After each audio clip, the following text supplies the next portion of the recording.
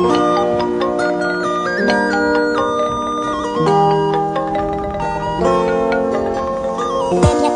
ំឡេងអូនមុនគេជាគ្រូពេទ្យជាបាស្កេតកំដរបងពេលទំនេរទេអក្សរបងគឺជានារីសំឡាងជាងគេបងមិនបានជួបអូនទៀតទេស្ដាយពេល